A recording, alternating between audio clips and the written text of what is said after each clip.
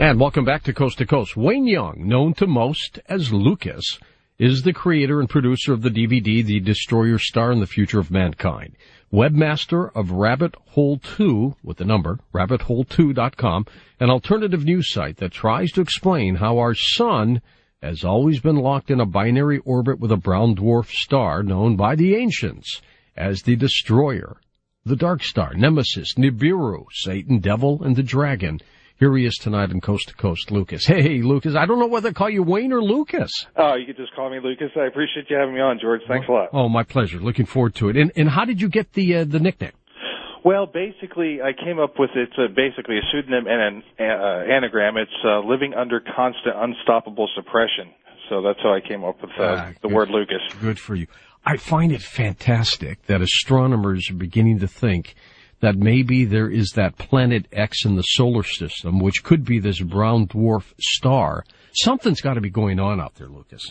Well, yeah, actually, this started a long time ago. This started back in the 80s. In fact, that was the consensus back in the early 80s, was most of the scientists believed that there was an object in deep space that was causing the orbits of Uranus and Neptune to have a little dimple in them. And there was all these news articles that came out across the early 80s that basically said they had found something up there, and then all of a sudden everybody just, shut up about it. They just stopped talking about it. I remember an ABC News story back right around then about the possibility of another planet or another heavenly body somewhere in the solar system that was out there. Then they just dropped it. Everybody dropped it. Yeah, they just, I think they figured out that they didn't want to cause any hysteria, so they decided to start keeping it quiet. In fact, we're actually at the 28th anniversary today, 28th year anniversary of an article that came out in the Associated Press today, Scientists Claim Killer Star Exists, and that was on February 22nd, 1984. So they've been looking at this for almost 30 years now. This is a very strange time in our lives, too. I mean, we're seeing world-changing events occurring on a daily basis. On the coasttocoastam.com website, we've got a story of a little city that has a 100-degree weather change within a matter of weeks. They went from being minus 31 to plus 69. I mean, it doesn't make sense. Yeah, I saw that. That was really interesting, and that's quite a temperature swing there for sure. Earthquakes, astronomers now warning of a solar storm that could devastate us electronically. And you have looked at the super Yellowstone caldera, this brown dwarf. Everything seems to be happening at one focal point. Oh, yeah, most definitely. They've, with Yellowstone last year, 2010, several miles of ground raised up over 10 inches in 1 year, and they've been having numerous earthquakes there that the USGS has been actually deleting them from their website. The seismic monitors or the seismographs are hooked up directly to the website, so when something happens, it's automatically posted. Somebody actually has to go in there and physically delete it. Well, why are they deleting it? Well, they don't want to raise public hysteria. It's important to keep the public calm during this time, and because if everybody knew what was about to happen, there'd be mass hysteria. People would stop going to work. They'd become depressed, and we'd probably go into this event with a collapsed society. Well, it's overdue, isn't it? Oh yeah, we're well overdue for that, and if you look at the past, every 3,600 years, it seems like there's a cyclical event that basically resets humanity back to hunter-gatherer status. Well, and you're looking at these events also, Lucas, unfold in the Middle East, where people are just at a point now where they've had enough. Oh yeah. I mean, they've been propping up these economies and these little micro dictators for years and years now, and it just come to a breaking point where they cannot prop up this system anymore with all the little scams that they've piled on top of each other to keep the economy alive. Absolutely. Hey, before we get into all this, tell us a little bit about Rabbit Hole 2 and also your Destroyer Star DVD. Well, basically, it's a site I designed to make it easy for people to kind of understand what's going on out there. How it started out for me, I started out young researching this stuff when I was in my teens, and then I was researching conspiracies and things like that. And as we all know, JFK left a sour taste in everybody's mouth. Yeah. So, I started researching more and more, and I guess in about 2004, I started realizing that there was something bigger, that why is all this happening? There has to be some sort of big motivation behind all this. And then I started finding out that all the powers that be and the corporations were relocating to the hills, and that was kind of a signal. So what I did is I started compiling lists of ancient civilizations and when they rose and fall, and I found a definitely cyclical pattern that went in there. And so what I did is I had put this all together in a presentation specifically just to show my friends. And I had showed my friend the presentation and showed him all the spirals, the cave drawings and the petroglyphs, and then 3 days later the Norway spiral. And I'll tell you, nothing will send chills down your spine than showing somebody about all these spirals, and all of a sudden it appears in the air. Yeah. So I went to Brave New Books, which is the owner is a friend of mine, and I showed him, and he asked me to show it for an audience, and I thought that there was going to be maybe 10 or 15 people there, and about 100 showed up, and it was filmed and put on the internet and gained instant success. So I designed a website around it, and here we are today. Good for you. Good for you. Have you looked at prophecy? It's baffling at how similar different civilizations have come up with the same conclusions. Oh, yeah. You know, one of the things I think about prophecy is that a lot of it is not actually people predicting the future. It's people that either have access to ancient information of a cyclical event. For instance, the stuff that I'm talking about today, thousands of years in the future, they may say, oh, that guy's a prophet, but I'm not a prophet. I'm just somebody who was here when it happened and was able to put it down on paper. Well, that's true, and good for you, and I'm glad you have. How did you get interested in the binary star theory? Well, I noticed all these articles, like I said, that come out in the papers in the 80s, and there was in the 1987 New Science and Invention Encyclopedia, they list that they sent the pioneers out to look for the dwarf star, the brown star. Actually, back then it used to be called a black star. They rechanged the name from a black dwarf to a brown dwarf. But I started looking into it there, and then, you know, lo and behold, I start researching all this stuff, and everything just falls into perfect line for this being an event that causes basically our magnetic field to fall down. That's why we're getting all this extra sun stuff happening. It affects our sun tremendously. It affects the planet, and it goes by, and then we start over, and after 600 years, it happens again. Now, a brown dwarf basically is an object that is too low to sustain its hydrogen fusion. So it's not like our sun. What's it doing, Lucas? Well, basically what it does is it's a very dense ball of hydrogen gas and other gases, and it's almost invisible. It's very, very close to invisible because it's so cold. It's only between 10 and 40 degrees above absolute zero. And what it does is it emits all of its energy in the form of subatomic particles as radiation. And that's why we can't see it, because basically light doesn't bounce back off of it. They didn't even detect the first brown dwarf star until 1995. Is it got mass to it?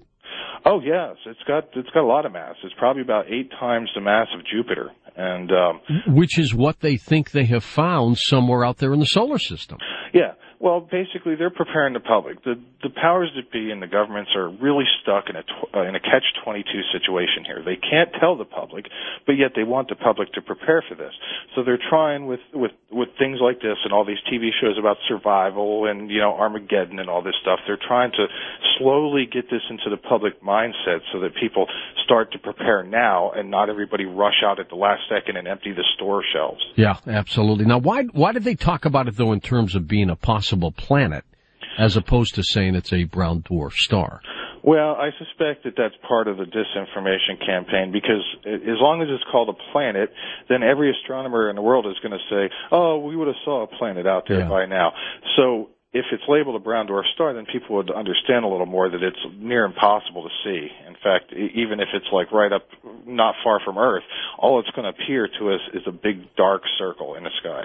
Well, if you say planet, it sounds heavenly, doesn't it? Yeah, exactly. It's got that illusion of that feel that, hey, maybe it's got life, maybe it's like ours. But when you say a brown dwarf star, that truly gives you that dark perception that there's something wrong out there.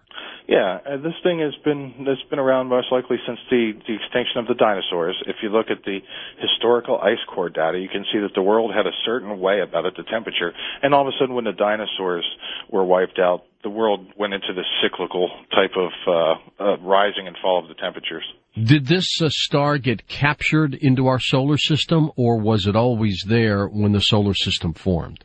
Well, I do believe it got captured. The Sumerians, their theory is that Earth was struck by this object long time ago, which formed the moon.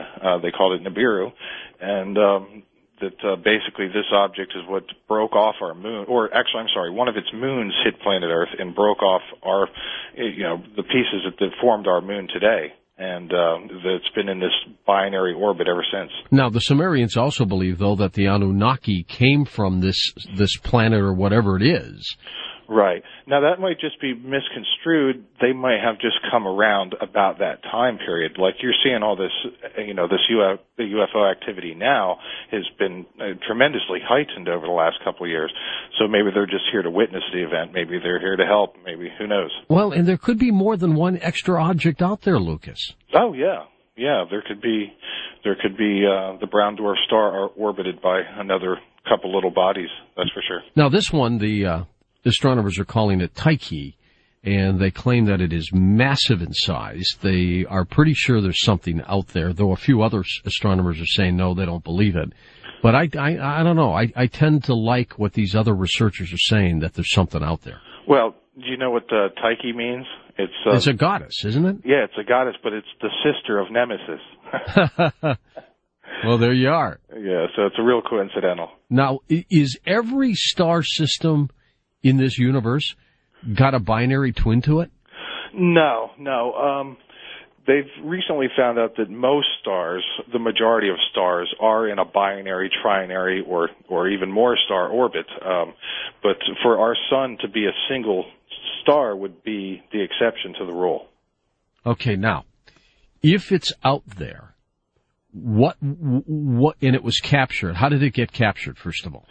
Oh, it's probably just like I said, it's a ball of gas. It's an undeveloped star, one that never had enough mass to become a bright star. Really never got ignited yet. Yeah, exactly. It didn't have enough mass to cause a nuclear fusion reaction at its core. So basically, it was probably just wandering around and just got locked in an orbit with our sun, long time ago, and it's been there ever since. And if it is on this 3,600-year elliptical orbit, as Zecharia Sitchin has proposed, God rest his soul. And then it comes around, it comes close to our planet, and that's when we have this havoc all the time? Yes, basically what it does, let's take the moon, for instance. As the moon goes around the planet, it forms a little tiny tsunami called a tide. A bulge of water follows the moon around the planet. Well, this object is very dense, super dense. Maybe a couple inches of it would weigh thousands of pounds. And what happens is, as it comes up from the south, a wave forms down in the south, and the world still spins, but the wave stays in one place, focused towards the star, and as it moves north, once it reaches the equator, where the water is much deeper due to centrifugal force, the spinning of the Earth, the waters pile up, and they basically wash over the land, and then it passes by, and everybody restarts, and here we go. The flood of the Noah's flood? Well, yeah, the Noah flood, the Atlantis flood. It's really unique how everything ties into this 3,600-year orbit. You have 3,600 years ago, you had the fall of Jericho, Sodom and Gomorrah, the Exodus from Egypt, the destruction of the first Babylonian kingdom, the Soup civilization, the Shia, the Minoans, the first Egyptian dynasty, the Indus Valley people. All their civilization collapsed at the same time. Then if you go back 3,600 years before that, you've got the creation of the Byzantine calendar, which we go by today. There was all these super volcanoes that erupted, basically mega tsunamis. Then you go back before that is when Plato dated Atlantis to sinking, right? And then you go back 3,600 years before that, and you had all the extinction of the giant mammals of the world, like the mammoths, the giant American deer, things like that. How close does this dwarf have to come to our planet before it really plays havoc with it? Oh, it doesn't have to be very close at all. I mean, it's going to be it's not going to hit Earth or anything, and it's probably going to be about the same size as the sun from what the ancient Sumerians talked about. It's probably going to look about the same size as the sun when it passes by. But its closeness, its gravitational pull, that's what creates the problem? Yeah, and I think, what we started going into the Ice Age actually 3,600 years ago. The temperature was 1.5 degrees hotter, the ocean levels were 17 feet higher, and the days of the year were 360. And then this event happened, and the Egyptians had to switch their calendar to 365. They included those extra 5 days and called them Days of the Dead. The ocean level started dropping, the temperature started dropping. So we actually started entering the first phase of the Ice Age 3,600 years ago. Now, this star, then, when it comes around, when it does what it does every 3,600 years, plays the havoc that we have on this planet. Might it then be responsible for what's happening today? Oh, yeah, most definitely. I mean, basically everything, almost everything that you see going on is related to this event, whether it's the ecological changes or whether it's the preparations by the governments to try and prepare for this event. Pretty much everything you see is related to this. You got to assume then the closer it gets, the more havoc on this planet. Oh, yeah. Yeah, I mean, the closer, when it makes its journey north, it'll probably be a last-minute thing. Nobody will even see it until the last minute, like it says in the ancient text, it deceiveth all mankind, because nobody can see it. What are some of the things it could do to us? Well, the radiation. That's one thing is, it puts out large amounts of X-ray radiation and various radiations, and besides the flood, there's going to be lots of earthquakes. There's going to be massive earthquakes all over the world. And, it's going to cause volcanoes to erupt because the gravitational pull is pulling on the lava underneath the surface of the Earth and pulling that towards the top. So it's going to cause earthquakes, volcanoes, tsunamis, everything, basically everything you could think of. The extreme temperatures? Oh, yeah. There's going to be temperature variations. There's going to be definite temperature swings. Is this what the Mayans knew about? I do think that is the case. The ancient civilizations had access to knowledge that we just don't have today. It seems to me that the humanity was technically advanced about 12,000 years ago, and at the end of the Ice Age, the ocean levels during the last Ice Age were 500 feet lower than what they are today, and so all the humanity lived along the oceans like we do today. And Atlantis was not actually a city. It was an entire civilization all around the world. So when the ice caps melted, the water rose and put all those cities underneath the water. Those people that survived that spread out and made the Egyptian pyramids, Angkor Wat, Tiwanaku, all the various anomalies like Easter Island. And if you look at these on a map, you'll find out that all these anomalies that they can't figure out how they were built all form a perfect circle that show where the pole of Earth used to be at that time. Now, does it get close enough to us where you can somehow make out what it is? Oh, yeah, it's going to be just a big black circle in the sky. Yeah. In fact, that's what I believe the Norway spiral was. If you notice the video of that, the spiral ends and then it turns into this big black disc in the sky, and you see the blue beam coming off of that and heading down towards the rising sun. That's the plasma interaction between the two bodies. And you think that was our dwarf star? Yes. Fascinating. All right, stay with us, Lucas. Our special guest is Lucas, otherwise known as Wayne Young. RabbitHole2.com is his website, and we'll be back in a moment on Coast to Coast. Stay out.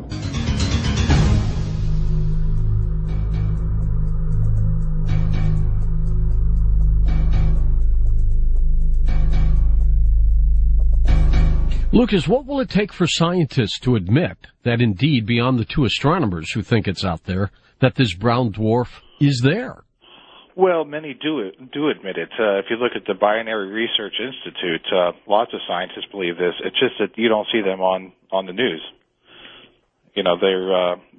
They're not covered on the news. The ones that promote the theories that keep the public calm are the ones that are seen on the news. Well, that's true. Now tell me, what's your take on chemtrails? How does this tie into this? Well, for years, a lot of people have been seeing these chemtrails in the air and saying, oh, the elites are killing everybody, they're killing everybody. Well, I started doing research into it, and the first thing you have to look at is what are chemtrails made of? Well, a news report out of Louisiana, the news went out there and took samples, had it tested, found high levels of barium.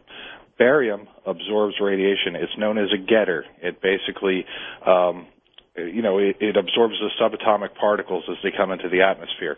That's why they've been spraying these things all these years, is because they're trying to block out the radiation. And, the thing that led me to that about chemtrails was I was thinking, well, the elites are people too. They have families, they have friends, they have children. Why would they be poisoning themselves? So they must be doing something, the lesser of two evils is to try and block the radiation out, and that's exactly what barium does. It absorbs radiation, and what do brown dwarf stars do? They put out radiation, so it fits Interesting. perfectly. So you're convinced we know about this?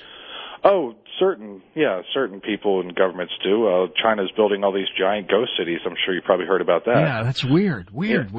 Yeah, they're building all these cities ready for habitation.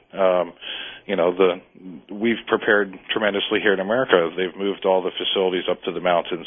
They've relocated the CIA, the military. They created a new branch of the military called Northcom, which basically runs the entire military, and they located them in the mountains in Colorado. So they are relocating everything to the mountains. Let's talk a little bit, if we can, about Yellowstone. Okay. Because this is so significant. There is so much activity there.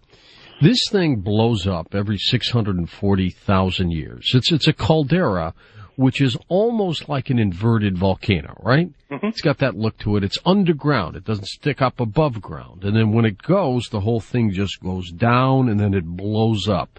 I've been told, Lucas, that there's enough ash in that area that if it blows, you could have 3 to 6 feet of ash throughout most of the United States. Yeah, and that's not the only that's not the only problem with Yellowstone. It's got a very high glass content to its lava. They found it last time that Yellowstone erupted, animals died on the other side of the planet because what happens is these little tiny fine microscopic particles of glass that look like snowflakes get caught in the lungs, and your lungs think it's a bacteria, so they produce phlegm, and what happens is it causes a pneumonia-like situation. So they found that different mammals had died all the way on the other side of the world last time Yellowstone erupted. All right, so what are the possibilities that this thing could happen in the next 20 or 50 years? Well, the way that things are going, it looks like it's picking up. They've installed all kind of new monitoring equipment out there throughout Yellowstone. There's been all kind of swarms of earthquakes, and you notice the swarms of earthquakes don't generally happen throughout the summer, and they start, like in 2008, they had a bunch of swarms that were like in December and January, and then 2009, the same thing, and 2010, the same thing. So the swarms seem to pick up towards, like when the Mayan calendar says, December 21st. So it seems like whenever we're at that part of space around the sun, we're close to something that's affecting it. Well, that could be. New Madrid, that's another problem? Oh, yeah. They've been getting lots of earthquakes out there recently, especially in like Guy, Arkansas. Oh my gosh, yeah. And Greenbrier and everything else.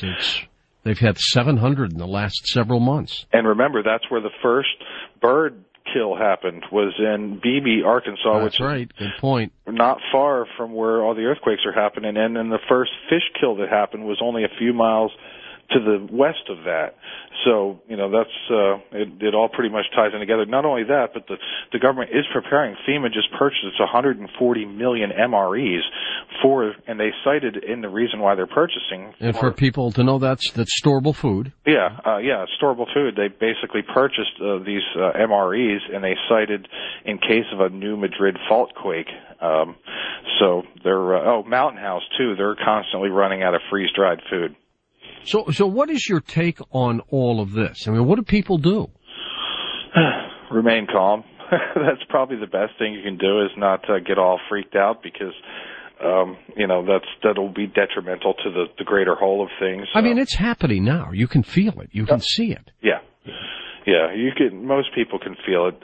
You don't even have to watch the news or anything to know that there's something really big in the works right now. Well, and I'm even convinced, Lucas, that let's assume there is this brown dwarf out there. You believe it is. Let's assume it has some kind of gravitational effect on the planet.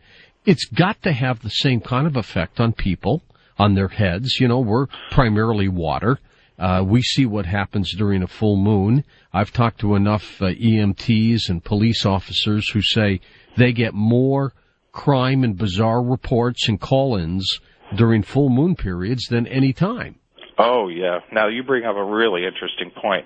Let's go back to the story of the Tower of Babel that happened when this happened. Everybody forgot how to talk.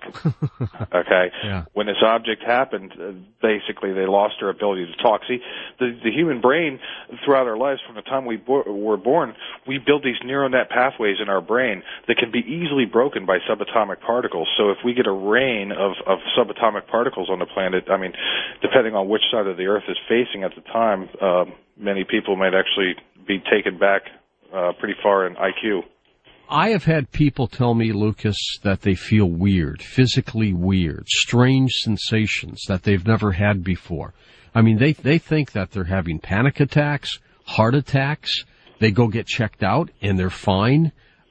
Is it possible that this kind of gravitational pull would have an effect on somebody that way? Oh, yeah, most definitely. It's a combination of things. I mean, look at all the media that's been pumped into us for the last 20 years. Look how it used to be with Andy Griffith and now how the TV is today. So I'm sure that has a big part of why people feel stressed, seeing all the murder and death and all that on TV. But besides that, I would say that, yeah, the subatomic particles are a major impact on people's lives. Tell me about what the ancients said about this time period today. Well, they were, there's a book called the Colburn Bible, which is a compilation of ancient Egyptian and Celtic texts from back around the time that the Bible was written.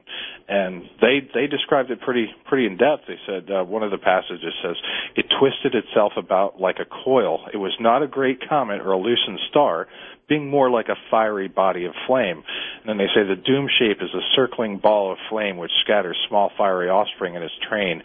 And it said that God caused a dragon out of heaven to come and encompass her about. The seas were loosened from their cradles and rose up pouring over the land.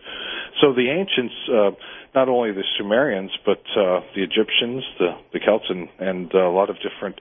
There's over 1,000 global flood myths throughout all the civilizations of history. And how would the ancients have described this? You say perhaps a dragon, the devil, Satan?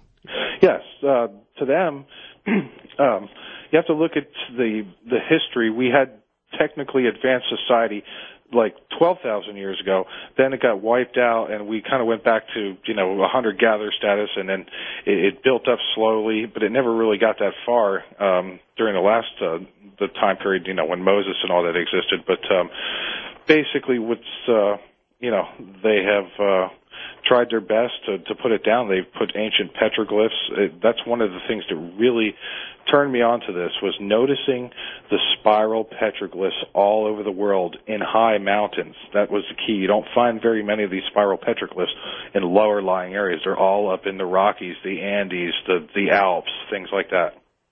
Well, and it's happening. That's what it looks like. Did they see this as a god? I would think that they saw I think that they would think that it was more or less the evil side of things. A lot of the ancient cultures worship the sun as God, and this would be the dark sun, the Satan, the nemesis, the battle between the two, the eternal battle between light and dark. Tell me about the San Bruno gas explosion. What happened?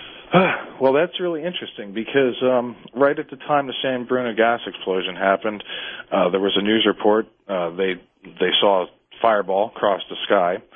Many of the people there witnessed something coming down. You remember the reports that people thought a plane had hit. Okay, people saw something streak down to the ground. If you look at the pictures of the crater, you can see all of the debris scattered onto one side of the crater, which would indicate that something came in at an angle and blew all that stuff out. The planet's been hit by 4 major asteroids in the last year. If the Mayans knew about the brown dwarf in, let's say, 2012, December 21st, right around that period, it would be closer to start doing some things to the planet. Might that have been one of the reasons for their calendar? Oh, yeah. They were very sophisticated. In fact, they had knowledge that we still don't possess today. They were able to create a calendar system that is more accurate than our own calendar system today. I forget the exact number, but it's definitely more precise than our own time. There are a couple experts out there who have also predicted the brown dwarf binary star system as well. Years ago, people laughed at them, Lucas. I'm not sure they're laughing anymore. Yeah, well, I mean, people used to laugh at, they used to execute people for saying that the world was round or that the sun, that the Earth orbited the sun. So, I mean, this has been a history of governments and religions and that sort of thing throughout history is to go against, they get an idea set in their head, and if you go against it, you're a tinfoil hat wearer. Why did they call this the Destroyer? I would probably think because it caused a lot of destruction. Yeah. There were so many different names for it. Phaeton, like I said, the Destroyer, Satan, Nibiru. It has so many names to it, and Apollon. So I guess each different culture came up with their own different idea of what they wanted to call it. From a distance, they never would have known it was there. When it gets closer, how did they know? Well, all the Earth changes that were happening. You look at the 10 plagues. Look what's going on today with the birds and fish and all that. There was something that caused humanity's downfall 3,600 years ago, and it all seems to be playing out right now in today's time period. Does that tie into the Doomsday Seed Vault? Oh, most definitely. That's the Doomsday Seed Vault was a collaboration between the Bill and Melinda Gates Foundation, the Rockefeller Trust, and about maybe 15 different nations to store billions of seeds up in Norway. Well, one, I think it's smart that we do that, but two, did they know something? Do they know something we don't? Yeah. I mean, it's just remarkable timing. That's one of the cues is all the timing on this. Like, I'm sure you saw that the sun rose 2 days early in Greenland this year. Yeah. The news talked about that it was global warming and the ice caps melted, which is about as ridiculous as you can get. But there's so many things happen. What CNN had a story that was expect to see two suns in the sky because Betelgeuse is going to go supernova. So all these little hints are aligning at exactly the same time. Why the secrecy? Well, because, like I said, there's an interesting video on YouTube. It's called the Madness of a Lost Society that everybody should watch, and it's about Black Friday and how people act and how people riot over $10 toasters. Now, if you can imagine how people act on Black Friday, they get trampled. Exactly. So they're trampling people for $10 toasters. Imagine what people are going to do if they think they can't get their hands on food or things like that. A number of people died in Mali. They went to see an imam, blessed them, and they stampeded and crushed each other. Yeah, that was interesting because that was all based upon a rumor that wasn't even true. Basically there was a rumor that spread that there was a fight, so everybody started running and trampling each other, and the fight never even happened. So that's how easy it is to manipulate. That's the problem with crowds of people. Okay, when you get a crowd together, the overall IQ drops to about 37, I would think, because they don't think rationally. They move and they do things on the spur of the moment, and that's why they keep this down, because it's important to keep the public, to keep the whole system running at this point in time. Are you convinced that the power elite that they have their own little underground shelters and they're ready to go? Oh yeah. Yeah, they've built several facilities all throughout the Rocky Mountains. It's one thing I'd advise is to try and, don't be that person that's out beating on their gate trying to get in. Prepare now. Don't be the person that they end up having to, deal with down the road, because they're not going to be very nice when they deal with crowds of people trying to get into their facility. They're not going to let them in, are they? No, they're not going to let them in, and I wouldn't be surprised if they went even further than that. So, it's probably in everybody's best interest to start, stocking up on food and water filters and things like that now. Well, what would happen if the president held a news conference one night and said, ladies and gentlemen, I want to tell you that there is another star in our solar system. It's a brown dwarf, and it comes around every 3,600 years. Science thought that they knew it was here. We have now confirmed it. We have been able to track it by going back into computer models past dates, and it appears that every time this object gets pretty close to the planet, we have an Earth catastrophe of some incredible magnitude. Well, people would go nuts. Yeah, probably about a quarter of the population wouldn't go to work ever again. They'd rob. Exactly. Look what's happening in the Middle East just to get rid of these dictators. If people knew that the end was near, that would be curtain time.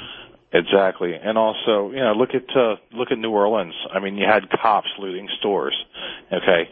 So, I mean, you can't even trust that the police are going to maintain their post during times like this. Most of the police and military with families are probably going to abandon their post and go home to their families. Well, I don't know. I don't know if they do that or not. I know some cops that would stick it out to the end. Yeah. Well, we're in crazy times and we're in uncharted territory here. Nobody's really survived this event before. But you really don't know what people will do when they're pushed to the limit. Exactly. And that's the whole catch-22 situation there, is that the power elite do not all agree. That's one thing that's a popular misconception. There are different people in the power elite that have different ideas of how this should be handled. Some believe that it should be kept completely silent. Others believe that it should be slowly let out there to the public, and that's what we see now. Does this brown dwarf bring asteroids with it? Oh yeah, it's got it has an asteroid belt around it, much like ours, and that's what we're seeing now. We're getting hit fireballs galore. Almost every day in the news you see a fireball. Now, before, these fireballs were like a once-a-year thing, and now you're seeing them almost every day. At what point will these astronomers, for example, who claim that they know where Tyche is, when do they get muffled? It looked like back in the 80s. Remember, you're old enough to remember back in the 70s, the big talk was Ice Age. Remember that? Yep. Okay, all over the papers, the news, all that Ice Age coming, and then all of a sudden they sent up the pioneers. They found this object, and the whole thing changed. That's when they deregulated the economy in the 80s to basically create endless amounts of funds to deal with this event, and that's pretty much when the whole facade started to keep the public occupied while they prepared. And they did prepare. The Denver airport, you think, is one of those places? Oh, the Denver airport is an amazing thing. It cost way more than, I think it was supposed to be $1.4 billion budget, and they ended up spending close to $6 billion on it. The carousel for the suitcases is almost that much. Yeah, and it's got this very high-tech roof, like this tent roof made of this Kevlar designed by NASA. Supposedly it's got all these underground facilities. What they did is they would hire a set of contractors. Those contractors would go build a sub-level, then they'd fire them. Then they'd bring in another set of contractors. So they wouldn't know the whole puzzle. Yeah, and then they'd build the next set, and so on and so on. So you have all these different contractors in the area out there talking about, all the weird stuff going on there. The murals. You have all these murals depicting the apocalypse, the end of times. The murals are alone enough just to send shivers down your spine. All right, Lucas, we'll be back with you in just a moment on Coast to Coast AM as we talk about the Destroyer Star. And welcome back. We're with Lucas. We'll take your phone calls this hour as well. They can't keep this a secret too long, Lucas. No, there'll be a point in time where they can't keep it down anymore. That's for sure. And then what? How do they tell us when the time comes? Well, this is my own personal conjecture, but I predict that there'll be some sort of announcement, some sort of lottery based upon genetics, intelligence, race, all those sort of things, and that'll pretty much be how it goes down. I think that's what the whole Denver airport is for. The Denver airport can pump 1,000 gallons of fuel per minute. Okay, so obviously they're setting that up for some sort of mass transit of some sort. So I think that they'll probably, like in the movie Deep Impact, they'll probably do some sort of lottery system. But they will have selected people already picked as well, right? Yeah, scientists, things like that. The people they think they need to advance the future of mankind. Exactly. They already have pretty much all those people indexed. They have all these government programs to basically determine who are geniuses, who are gifted mentally, and that sort of thing. And you see the race to get everybody's genes in a database. So they're preparing for this and getting ready for. They need to have a genetic diversity. And one thing that people need to realize too is the elites cannot survive without us. Okay, they can't run their machinery. They don't want to do the work. Exactly. they can't survive without a pool of millions and millions of people, so they need to save lots of people too. It's like the Anunnaki created us to dig for gold, they say. Yeah. Yeah, I find that interesting because, something I just noticed last year was that on the first page, the second page of the Bible, it says God tells Noah to go look for gold in the Physian River because the gold is good there. And I always wondered, why is God telling Noah to look for gold? Where is he going to spend it? What's he going to do with it? Yeah, exactly. Well, what is the Vatican doing with a couple telescopes, huh?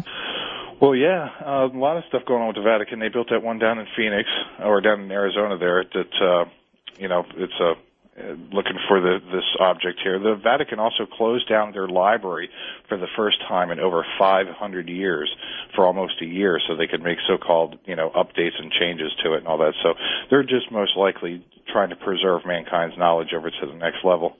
All right, we'll take some calls here. We'll go to Elk Grove, California, west of the Rockies. Casey, it's your turn. Hi, Case.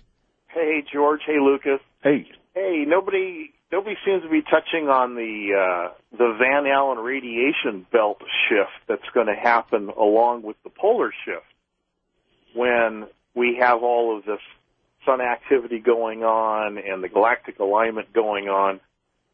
Lucas had mentioned earlier about the swarm of earthquakes and things that tend to happen during the months of like January, February, and December. Well, that happens to be when the Earth passes closest to the Sun every year. Our orbit on the Sun is elliptical, and the planet passes closest to the Sun in January and starts to head outwards in February, and so you have the Earth starting to spring back like a rubber band after it's been squeezed by the Sun's gravity for a while. So what do you guys think about having the Van Allen radiation belts like somewhere on the equator?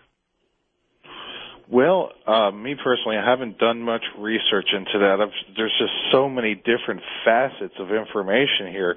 It's near impossible to keep track of it all. And, I'd love any kind of input that people have on that because I haven't just had the time. I'm already so swamped with things going on right now. It's impossible to research everything. Why does this all seem to be happening now, Lucas? I mean, these are events that take 3,600 years, 600,000 years, yet it seems like it's happening to us now. Why us? Well, we just happen to be the lucky ones, I guess. The way I look at it is... Or the unlucky ones, huh? Well, no, I don't look at it like that. I look at it as we were a generation that gets to see an event that hasn't happened in 3.6 millennia. We've all got to go at some point in time. Would you rather go seeing something like this or in a hospital bed dying over the course of 6 months of cancer? What is... I just have to look at I try and look at the bright side of everything, and it's going to be what it's going to be. Hey, Jack Benny was robbed once. It's a joke, of course. And, guy said, give me your money or your life. And Benny went, can I think about that for a moment? That's funny. So, I mean, that's a tough question. Do you want to die in a hospital bed or do you want to go quickly? Yeah, I mean, I most likely would, like, for instance, an asteroid hit San Bruno, okay? Those people had no idea what happened. 1 minute they were there watching TV, the next minute they were gone. No pain, nothing like that. Evaporated, basically. Exactly. Same thing with, that's an airward thing. An asteroid hit my hometown of Allentown, Pennsylvania, which is, I'm from Easton, Pennsylvania, the home of Larry Holmes, and Allentown's only about 15 miles away, and I was shocked to find out that an asteroid actually hit and killed 5 people there in Allentown, left a big crater where the house used to be. A little boy got nipped by a meteorite last week, didn't he? Oh, yeah. I just put that up on the rabbithole2.com website. Was a kid got hit by a meteor traveling 30,000 miles an hour. And not only that, there was another guy last year at a baseball game that got hit by a meteor, too. Tell me about the Earth's magnetic field. It's changing.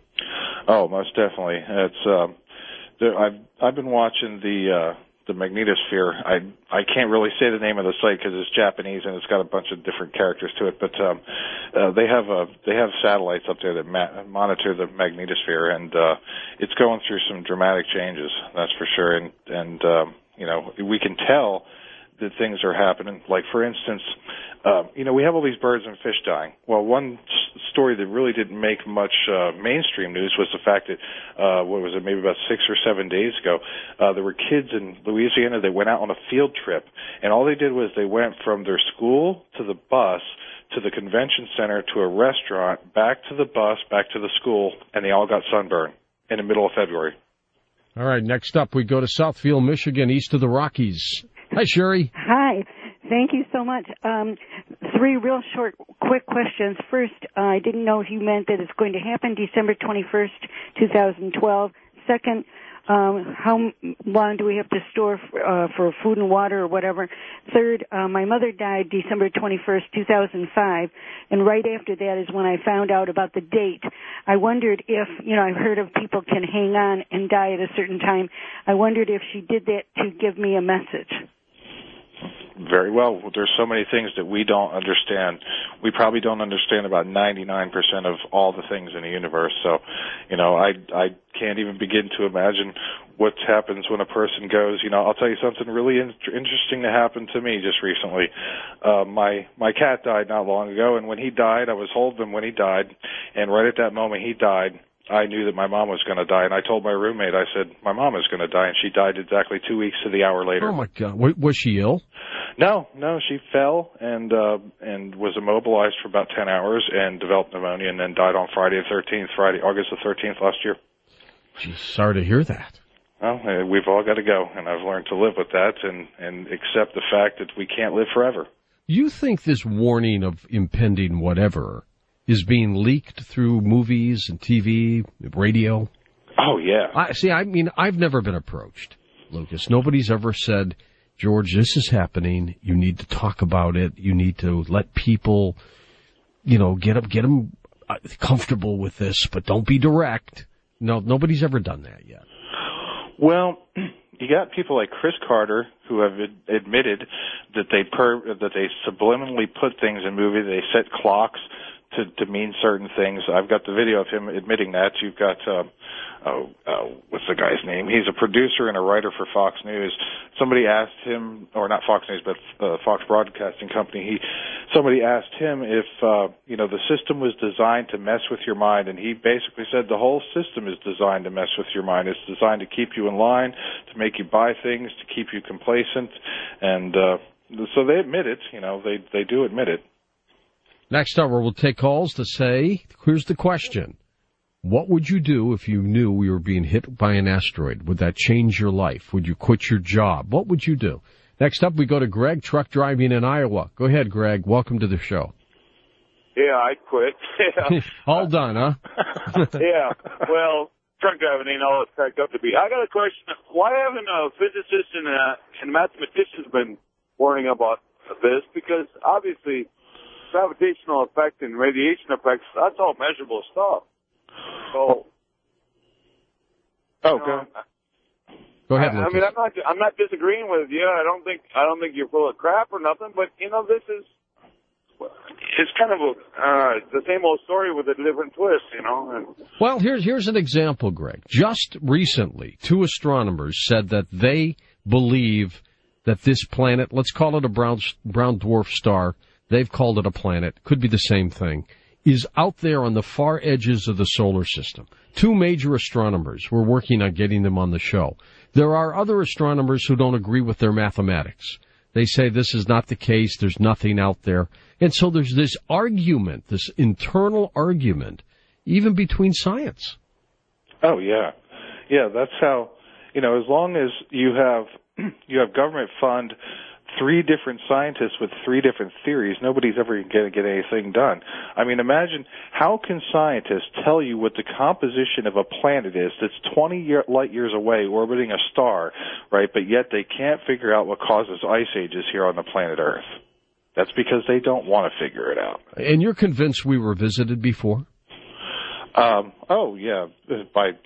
I'm pretty much convinced that there's something going on with that. I don't really get much into it, but I'm personally, on a personal level, I do believe that there's higher powers out there doing something. Let's go to Manhattan, New York. Laura, it's your turn on Coast to Coast. Hi, Laura. Oh, hi. Good morning. Morning. Thanks for taking my call. you touched upon the idea of chemtrails having multiple purposes. And one of the things I've noticed, I monitor a lot of the different EarthCam websites, and I've noticed that there's some kind of spray paint in the chemtrails, and I believe that they're trying to hide a secondary source of light, of sunlight.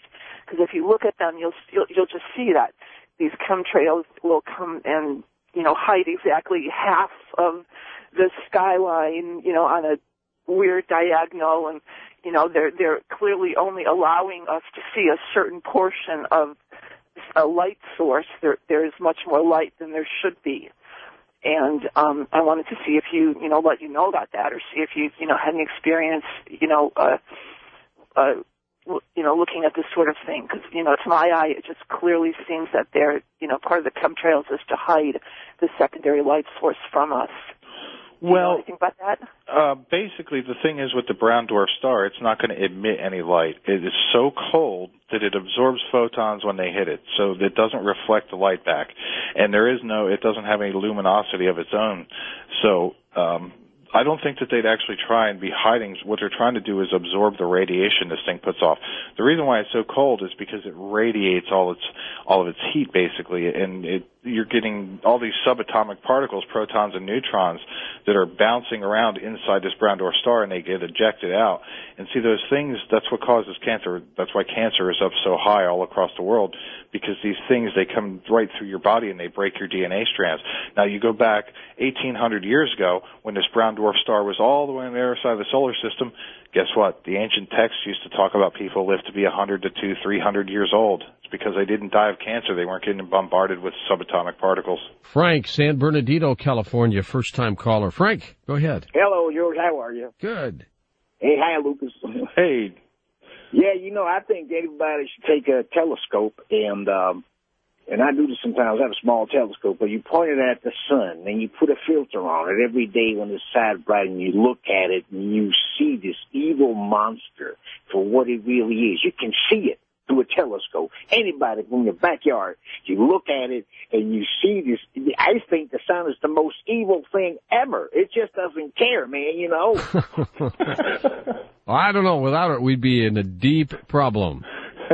Yeah. I think we kind of. Well, you know, I wanted to ask you a question. Sure, go ahead. If I may. There's this appearance of these new stars and the Betelgeuse blowing up and all that. Does that change the equation from an astrotheological standpoint? I didn't quite understand the last part of what you said. Yes, does it change the astrotheological standpoint because the new stars in the sky, right? Seeing the new stars are going to come in. Well, you know what? Astronomers told me that because Pluto is no longer a real planet, that it doesn't affect the astrological charts at all. Well, that's another thing that almost proves that we are in a binary star system, and that is the precession of the equinoxes. That's been an unexplained phenomenon for 1,000 years. Why the zodiac signs move backwards across the sky. People in today's world, astrology is a means, you know, for people to predict the future and all that. But in the past, it wasn't that. It was a measure of timekeeping. We had different ages. When we were they built the Sphinx back during the age of Leo when we were in that age, and then along the way, a pharaoh recarved its head down to a smaller size in his own liking. But then during the age of Taurus, we worshipped the golden bull. Then Moses came onto the scene. He cast out the golden bull. He blew the ram's horn and put the lamb's blood on the door. And then we entered the age of Aries. And then Jesus Christ brought us from the age of Aries into the two fish, the fisher of men. And then now we're coming into the age of Aquarius. It all fits together perfect. Are there some direct telltale signs out there, Lucas, that would show us that this is happening? Yeah, the sun rose 2 days early in Greenland. That should tell anybody that I mean, that's like when you really sit and think about that, that's a major event for the sun to rise 2 days. The sun always rises for recorded history on January 23rd. The locals celebrate it. They have big parties. They're sick of spending all those months in the dark. And then this year, it really freaked everyone out when it rose on January 21st rather than the 23rd.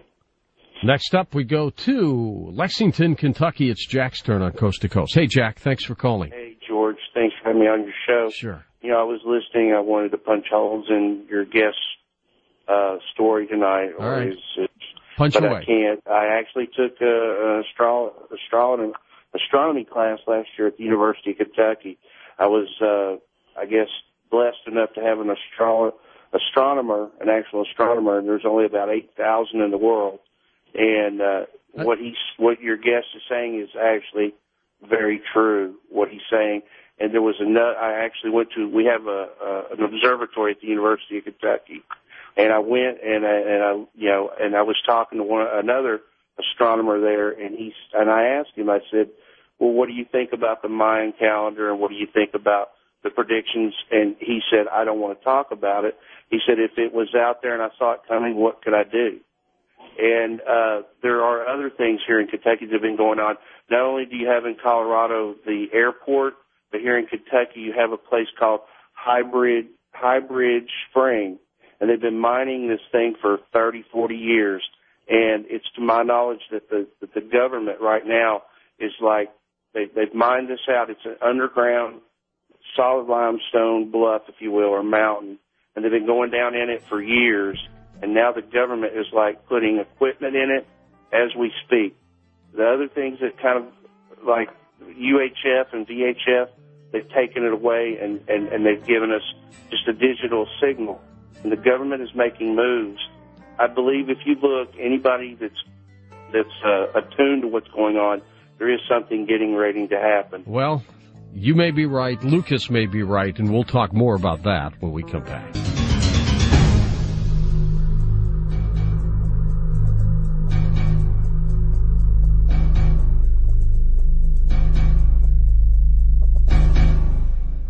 So as you look at all of this, Lucas, are you concerned about it for your own future? Well, I would like to be able to move up to the hills. It's kind of a monetary issue right now, but yeah, I wouldn't mind surviving, but I guess it is going to be what it is. You know, I wanted to bring up that I noticed with your bumper music, we have a lot of the same taste in music, but what you asked me before about whether, you know, stuff was leaking out and getting out to the public, and a lot of things I don't think are the powers that be. I think a lot of things are people figuring it out. Like, for instance, a lot of bands seem to be understanding of what's going on. Soundgarden, Godsmack. Look at the Black Hole Sun by Soundgarden. Half of the songs they do are about this event. And all these guys are friends. Rage Against the Machine, Tool. All these guys know each other, and they all are preparing in the mountains. So, I mean, they seem to be in the know. I guess you get four guys sitting around trying to come up with lyrics for a song and trying to think about deep subjects, and they start researching stuff. They just happen to have millions of dollars at their disposal, and then they start to figure things out.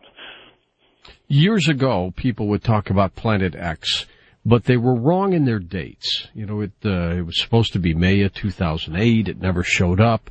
And all of a sudden, you know, because of that, because you're wrong in your dates, people think, you know, you're whacked out or they're wrong. But you know what? Maybe they were just wrong with their dates. Yeah, remember 2003, they thought that it was going to happen. But then in 2003 is also when that NEAT comet went around the sun. And that thing right there was a definite NASA cover-up on that NEAT comet. If you go to Google News and type in NEAT comet or type in its actual name, C2002V-1, you will pull up 0 news stories on the biggest comet ever discovered. And for some reason, they covered that whole NEAT comet thing up. All right, back to the phones we go. Let's go to Lynn in Santa Clara, California, west of the Rockies. Lynn, how are you? Hi. This is very interesting, but I had a question about how he has his information about the preparations that they are supposedly doing, that they'll gather the best and the brightest and geniuses and scientists, and everything's well thought out, and it's going to be quite just and fair, because I haven't really seen that on behalf of the government. I don't think it'll be just and fair. I don't think he said that. Well, no, you remember at the beginning of that, I told you it was just my conjecture that that's what I think is going to happen, just based upon how humans react to things and based upon the fact that the elites know that they can't survive without a population of people to run their machines and build their cars and run the factories, so they're going to need people, and they're not going to want a bunch of slackers. They're going to want people that are going to be, doers. Well, how many people do you think they can actually support in these underground bunkers? Goodness, I wish I had access to these. No, it couldn't be that many. 1,000 here, 1,000 there? Well, I think that they've probably built several. Now, there's been reports that that whole phenomenon called the Teos Hum. Okay, a lot of people believe that is the elites with their tunnel diggers underneath the ground, and that's what's causing that humming sound that causes people distress. So they might have been they are still working on the Denver airport. 18 years later, they're still working on that thing. Like, you can go 5 miles away from the airport, and there's land sectioned off that says property of Denver International. First of all, it's called the Denver New World Airport. And, they have 5 miles away, they're building underground tunnels. I remember when I was flying on American years ago, and when you land, they went, "Thanks for flying the New World Alliance." Yeah. It's called the New World Order because it's not for this world, it's for the New World. So I always wanted to write a movie script where astronauts aboard the International Space Station witness the planet getting hit by an asteroid, which was an Earth killer, and they're stuck. They have no place to go. Wow, that's weird. Yeah. That would be, what would you do if you're stuck up there and you can't get back down? And then eventually you'll die because the supplies will fall. Exactly. Exactly. And, there's so many different tales of malarkey, I like to call them out there, like Easter Island. These guys just went out there and just put up all these stone heads just for the fun of it, and then just decided to stop one day, and that was why they did it. I mean, people do giant monoliths like that for a reason, especially like the spirals, the spiral petroglyphs everywhere. They didn't, back then people had to spend their time, gathering food. There wasn't no time to sit there and carve these deep spirals into granite like that unless they all saw something globally and it affected their lives. All right, St. Louis we go, east of the Rockies. Michael, take it away. Hey, how you guys doing? Good, Michael. Speaking of just what you were talking on with the censorship issue with Yellowstone, it's ironic that I got on tonight because myself and a few other YouTubers have been covering this whole USGS censorship thing, and it goes a lot deeper than just Yellowstone. Apparently they've turned off several satellites in the past week or so.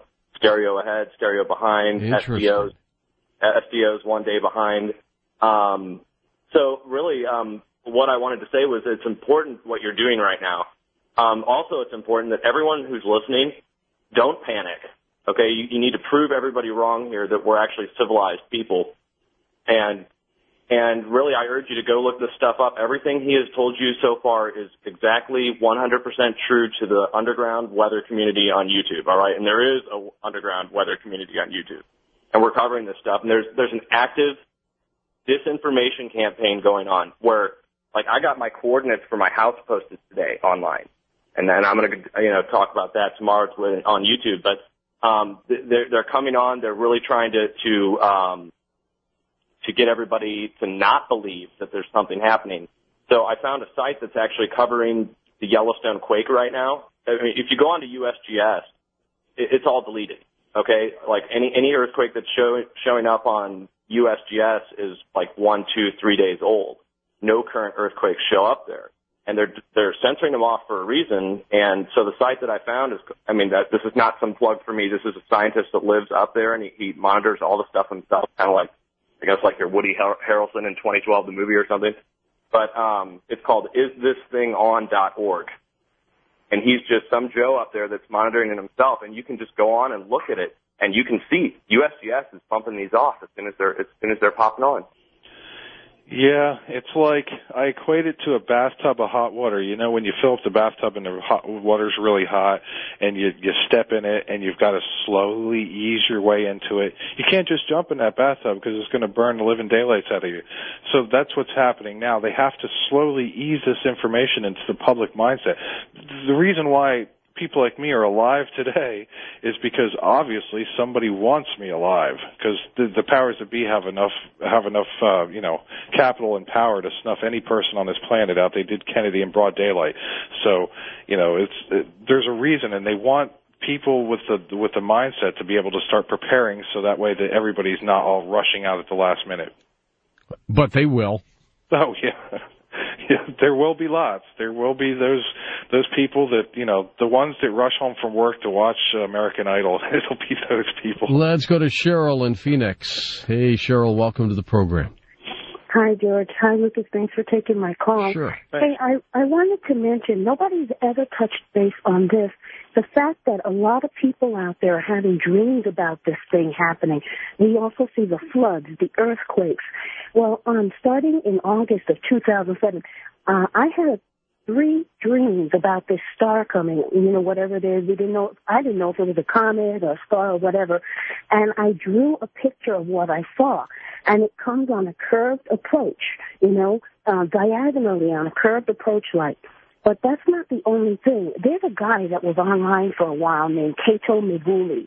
He had this thing that was called the Wormwood Star Vision, and people made him out to be a kook. And he's erased a lot of his stuff. You have to really dig to find it. But Kato described this star that he saw coming. He described the time, how people were doing things like, just watching the movies from Blockbuster or sitting at football stadiums or, watching games or whatever, and the baseball games.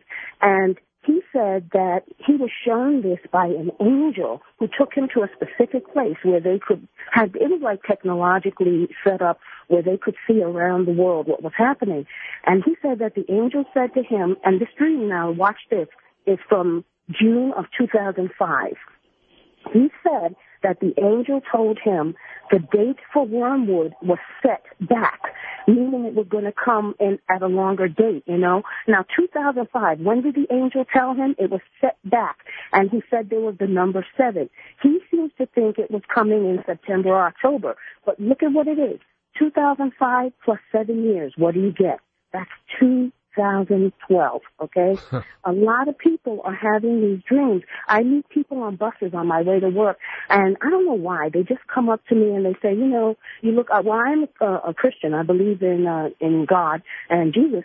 Now, a lot of us are getting these dreams, and we're talking and meeting up with each other. And I think that God is trying to warn us, because I was warned to keep a dream journal since way back in 1994. And I don't have all the dream journals that I kept. I've lost some of them. But in those dreams, God kept telling me, store up food, canned goods, water.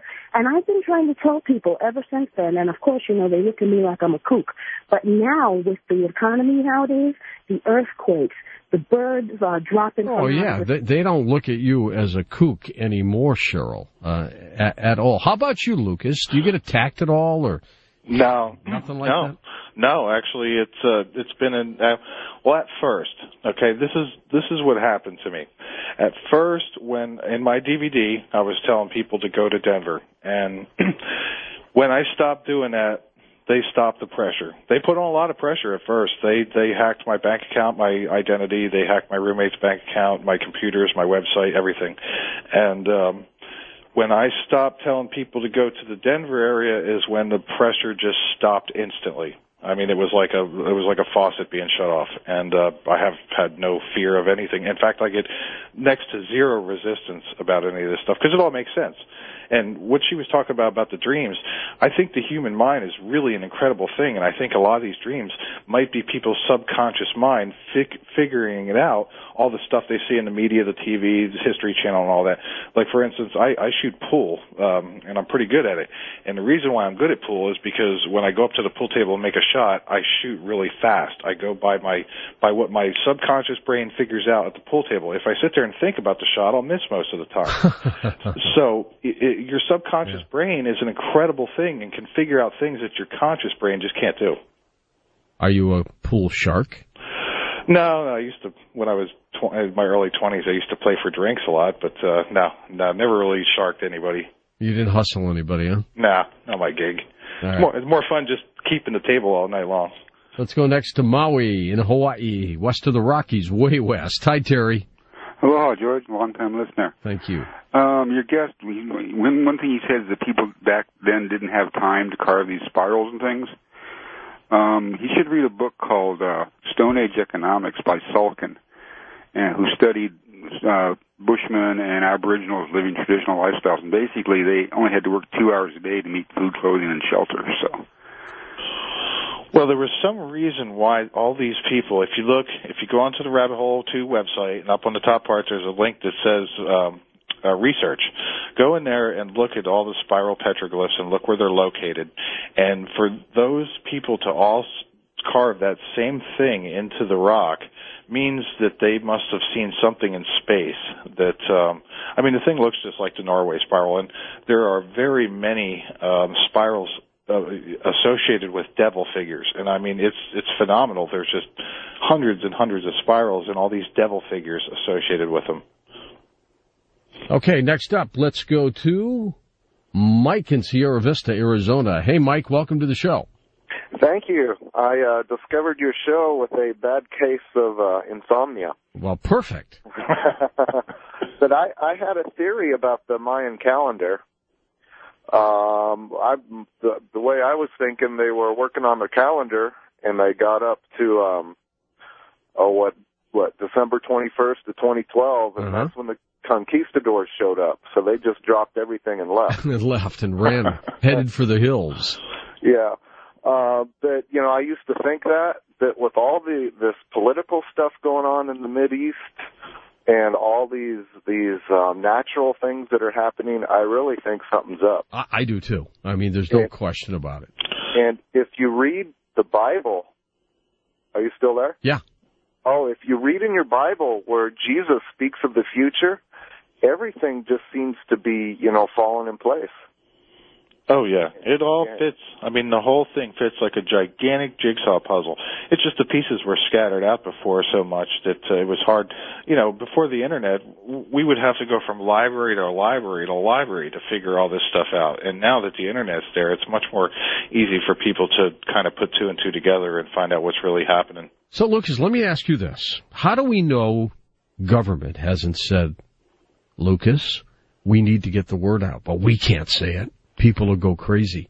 We need someone like you. We need someone like you to set up a website, to go on programs like Coast to Coast, and tell them about this brown dwarf. Tell them what could happen. How do we know they haven't done that with you? Well, I haven't been contacted personally. For one, I live in a one-bedroom apartment and drive a van from 1989, so I guess that kind of... You're under the radar. Kind of explains that, but I think that... they're just going to allow things like this to happen because they want, at least certain factions want this information coming in. Now, believe me, there are certain factions that want to keep this completely silent and want to try and reign supreme afterwards. And they're the ones that aren't very nice and the ones that hack your computers and all that. But, they've definitely got a grasp on the system much more than most people can even comprehend how deep it really goes. First time caller, we've got Ruben in Lynn, Michigan. Hey, Ruben, go ahead. Hey, how you doing? Good. George? Hey, first time that I got a hold of you, man. Perfect. This show's been freaking me out since I've found you a couple years ago. I used to print the Ann Arbor News. Oh, I used to tell everybody. Yeah, I used to read the Ann Arbor News. Yeah, I used to work there, brother. I know. I used to talk about this stuff that I used to hear on your show about these guys. They used to just laugh me out of the building. I used to go out on break and listen to your show, and a lot of interesting things that you guys have on there. But I got one thing to ask about the floods and threats of floods. Even in the Bible, Jesus made a covenant. God made a covenant. And the rainbow was part of the covenant that he would never flood the world again and kill multiple people. And it just kind of makes me think that that's all thrown out the window now that I'm hearing all kind of this I know of stuff, it makes you wonder, doesn't it? I'm telling you. Well, here's an interesting thing. Have you ever heard of the Secrets of Fatima or Fatima, whatever you want to call it? Yeah, of course. Okay. Well, basically, there was an interview, I believe it was with Pope John Paul, and they asked him about that third secret, and he made some sort of comment along the lines of, if we were to know about a global flood, would it be in humanity's best interest to tell the public? So they kind of admitted that that's what that was about in that little interview. You know, and I come from the world of communications, Lucas. I come from the world of you let people know, let them put their lives together, let them plan ahead and do what they're going to do. You don't suppress it. You don't hide it. Now, obviously, if an asteroid's going to hit you tomorrow morning, you have one day to prepare for your life. I wonder what that would be, Lucas. Oh, boy. I think it would be, if the whole world knew it, it would be bad.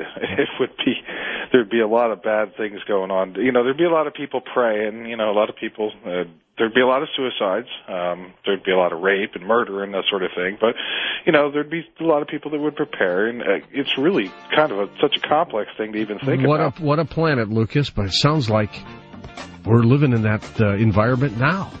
I'll be back in a moment with a special open line on Coast to Coast AM tied into what you've heard tonight. Let's go to the phones. Let's go to Sabrina in Allentown, Pennsylvania. So do you feel everything's weird out there, Sabrina? What do you mean by weird? People are acting strange. I mean, it's just, I've never seen it this different. Yeah, I kind of know what you're talking about. But, you know, when I deal with other people, I always give them the invitation to behave on a higher level. And I find that a lot of people respond, you know, positively to that. And the ones that don't, I just kind of, you know, have to walk away from it. Yeah, absolutely. Makes sense to you? It's a little bit, yeah. Well, I wanted to just say a little bit about the Norway spiral.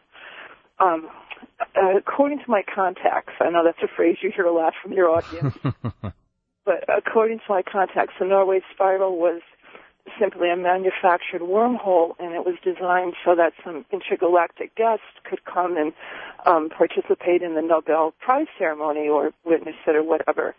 We do have, you know, a lot of intergalactic friends who are very involved in the United Nations and other world governments, and that's, you know, you could tell by the symmetry of the spiral that it was something manufactured. Who manufactured it? We did or they did?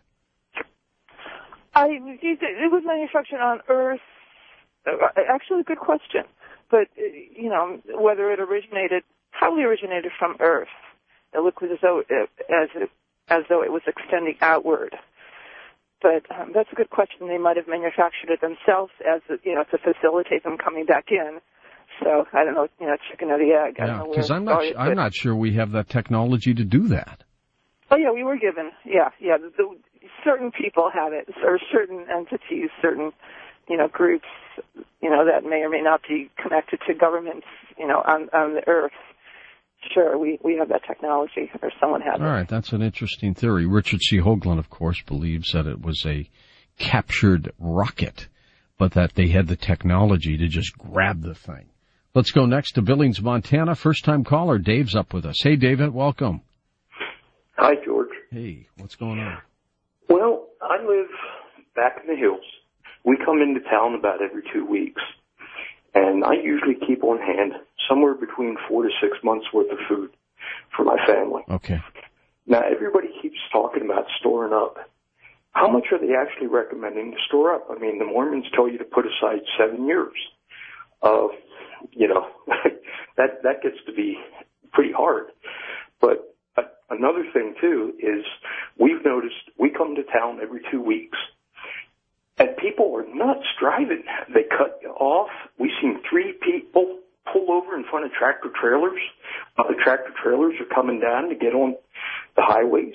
I mean, it's nuts the way people are acting, and it's like everybody looks out for themselves, but they don't look out for the other guy. Have you ever seen it this bad? No, I haven't. I mean, we're used to snow up here. We had an inch of snow on the roads today, and people are traveling greater than the speed limit and cutting people off. Oh, that's crazy. Yeah. Yeah, I stayed in the right-hand lane for miles just to stay away from people. No, I'm convinced there's something going on either globally or there's some physical apparition out there doing something to people. You know, whether it's a gravitational pull of what Could be this brown dwarf star or something, but people are whacked out. And I've never seen them more whacked out. Now look at what's going on in the Middle East. You know, granted, they're fed up with oppression. They probably should have done this a long time ago.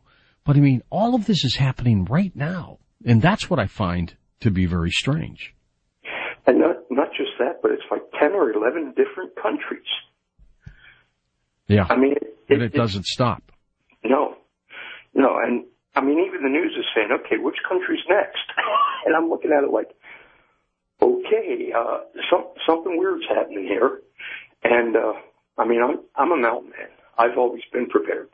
And the way I grew up, I'm the one of 12 kids, so we always had food around the house. Well, but you have a good question, and that is, how long do you have it for the length of time? You know, we've got our client that has storable food. It's good for 15 years.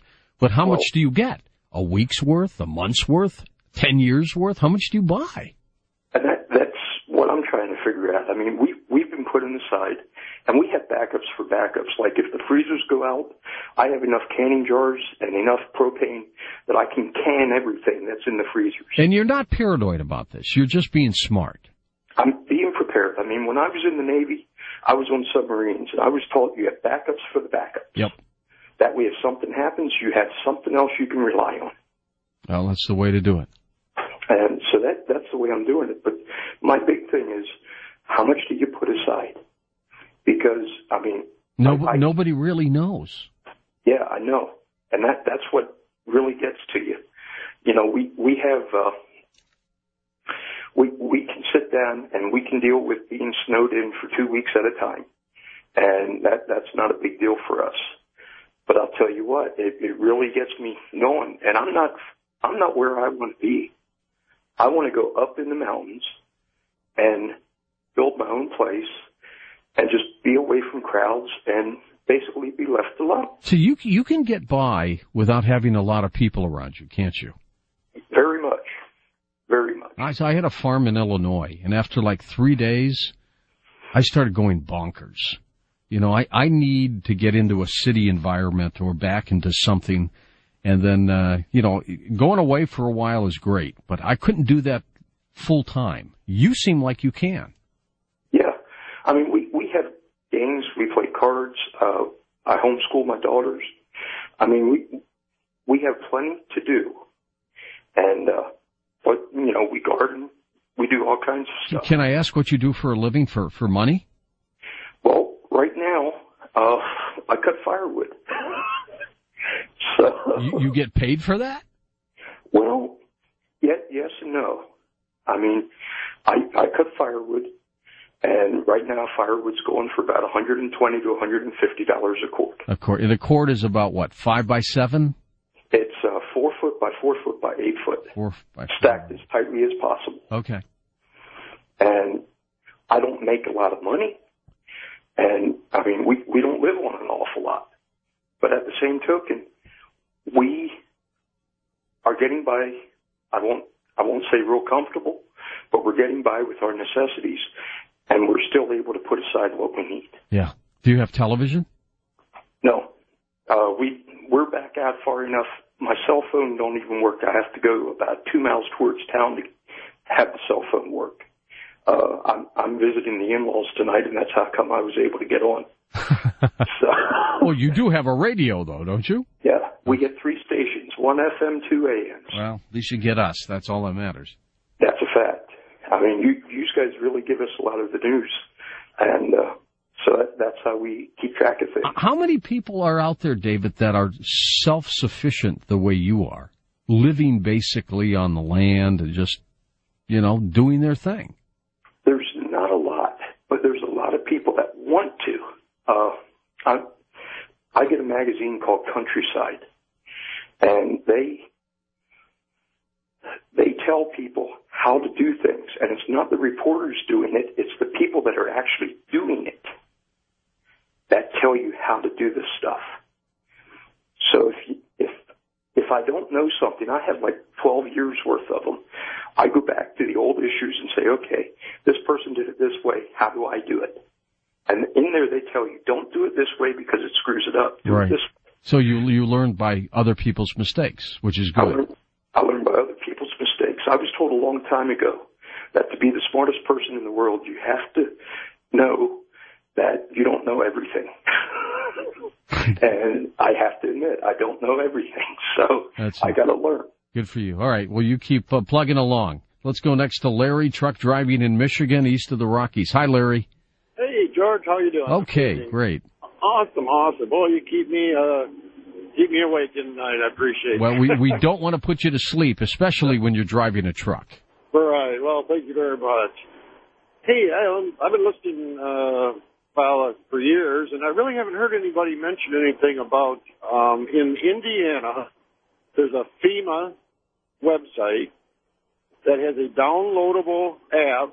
It's a video game for children on survival instincts. Really? And it's really interesting. You can download it to your computer, and a spaceship comes from outer space with a spaceman in it, and he comes and meets the little boy in the backyard, and then another little spaceship guy comes out of the big spaceship and teaches the little boy how to be prepared for earthquake by teaching him to go around the house and pick up a flashlight and a screwdriver and a pliers, and you just go through the video game and learn how to do this, and it's pretty interesting. I wonder what the symbolism of the little spaceman is, especially coming from FEMA.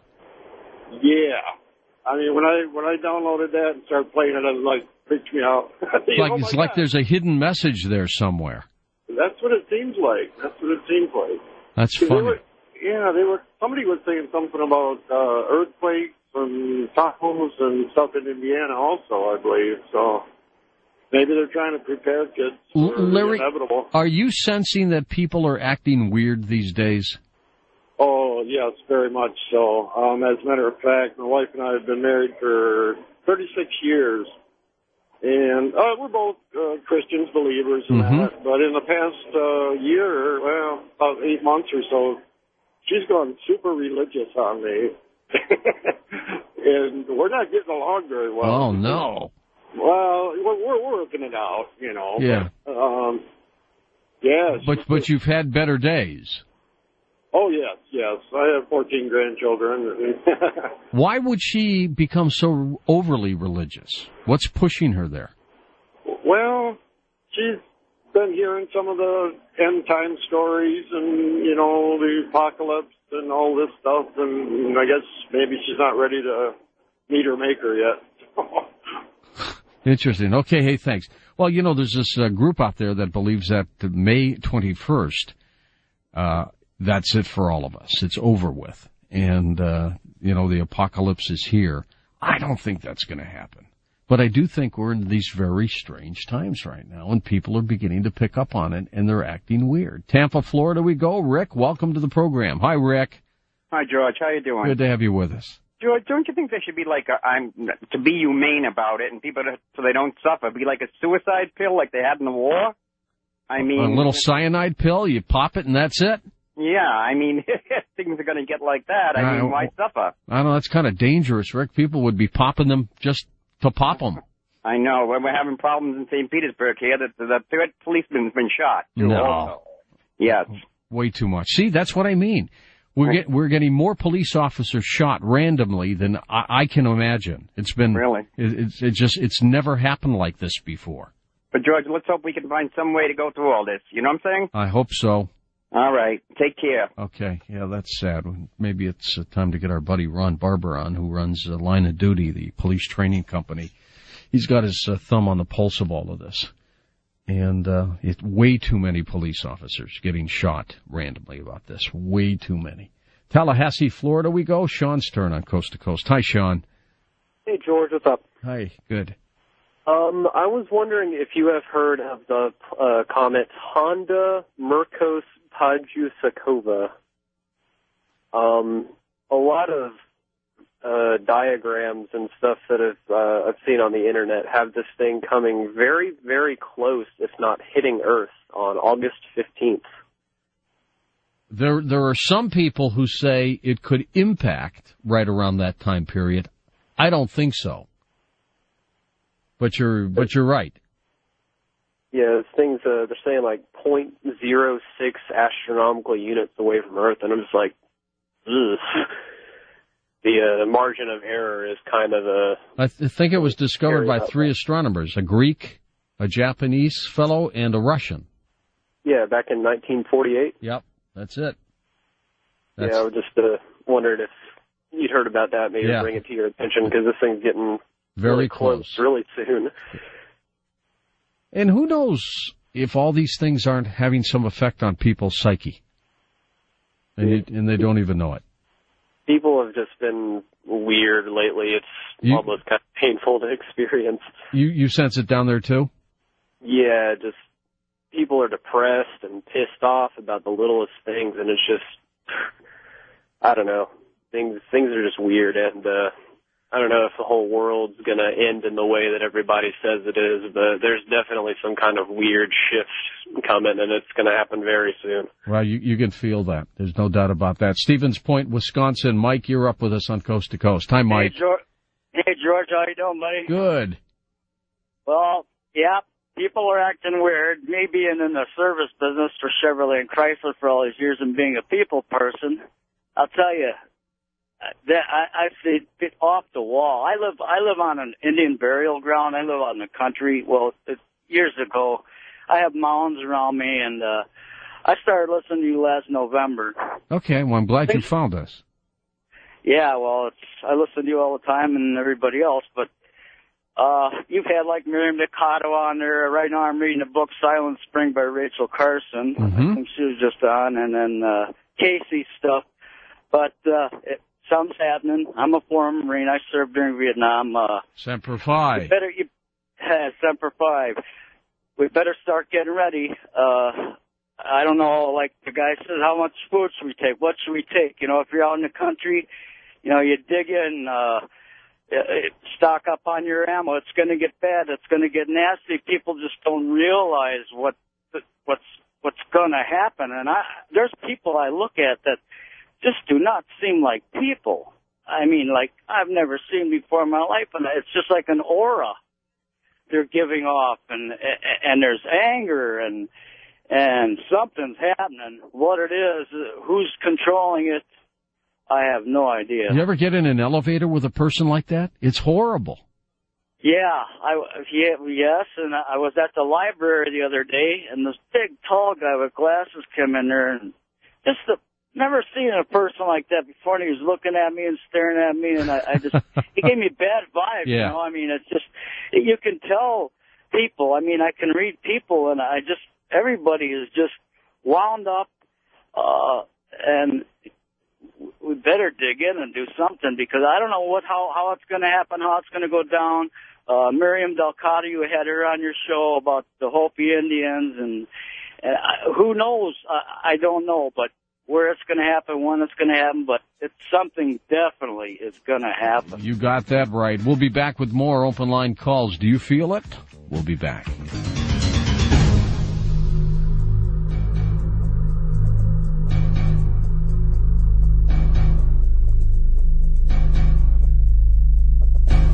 Okay, here we go to this final portion of Open Line Calls and Coast to Coast AM, west of the Rockies. Ray in Bellingham, Washington. Ray. Hey, man, how you doing? Doing okay. How about you? It's been a while. Man, I'm hanging out, man. I loved your program tonight. I love it when y'all talk about what's coming up in the cosmos. Something's coming. Listen, I was talking to a guy downtown Bellingham here I'd say about a year ago, and he is a son of a master mason, and he said that they know that the scientists have noticed a very dark area that is coming toward us at a very, very high rate of speed. This is all very coincidental because everything aligns perfectly with the Bible. Well, it sure does. And, it also aligns very perfectly to things that even, like our guest Lucas was talking about tonight. Well, yeah, because the Bible does speak about that there will be a great mountain that will be cast into the sea. So when does this happen? Well, this is in chapter 8, Revelation chapter 8, verse 8. Do they say where it's going to be? No, it just says in the sea.